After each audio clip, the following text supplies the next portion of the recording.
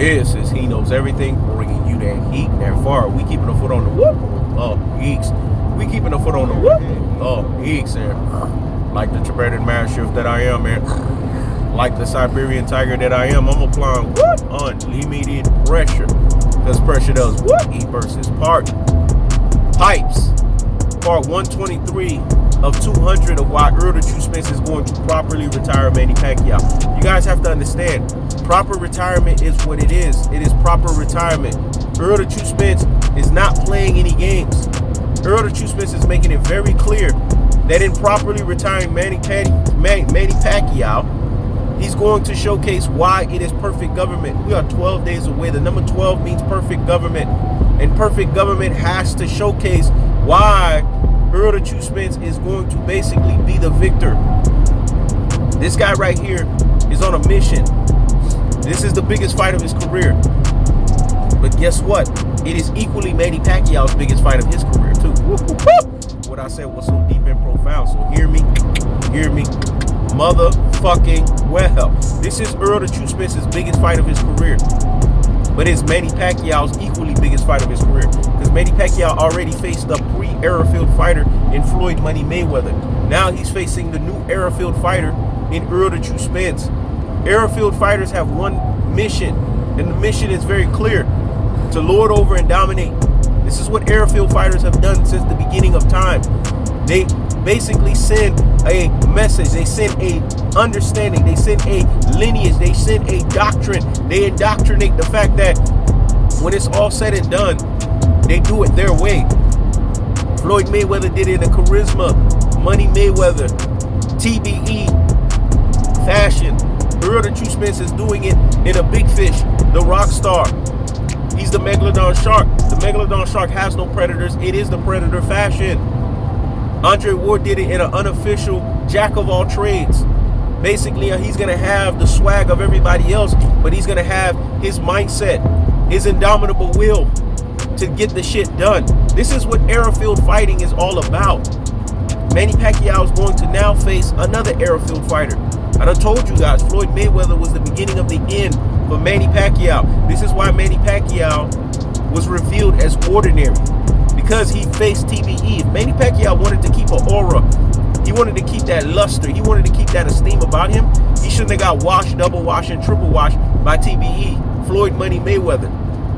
Now Errol the True Spence comes in right behind that, and he puts EDs to Manny Pacquiao, i.e. punished, i.e. ruined.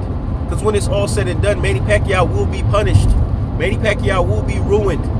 And 12 being the perfect government, it basically tells you that the perfect government establishes that Errol the True Spence is going to properly retire Manny Pacquiao. There are no two ways around it, and book it. That's the cold-hearted. That's the unadulterated. That's the cutthroat telefashion. There's no scenarios here where Manny Pacquiao gets basically a prayer of a chance, where he basically gets a hope, where he basically gets a wish, where he basically gets luck. When it's all said and done, he will be tactically aggressed. He will be technically punched. And he will be body snatching worked. He will have a levying onslaught of a punishment style.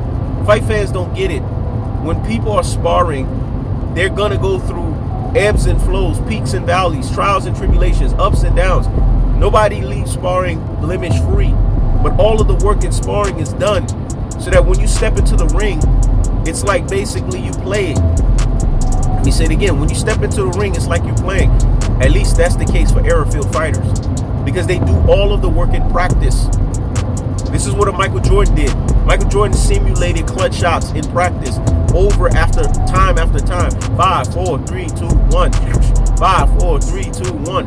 Kobe Bryant did the same thing because they practice being in pressurized situations. When you practice pressure and being in pressurized situations, when you're actually faced with the pressurized situation, it's a normal day at the park. Floyd Mayweather did this in sparring. He was the first to have the 18 rounds debacle and affair. That's why they called Mayweather's house the doghouse. Errol the True Spence mimicked that because you mimic greatness personification. Greatness personification can only be hindered. The motherfucker can't be stopped. So he mimicked that greatness personification, and hence he created it in his own tactical aggression way. He created it in his own technical punching placement way. He created his own body snatching work, the levying onslaught, the punishment style way. You can't knock him for that, because he understands that at this level, it's all about tactical aggression. It's all about technical punching placement, and it's all about body snatching work, the levying onslaught of the punishment style. Why is that comprehensive stimulus package terminology reciprocated to you over and over again via art of reciprocation?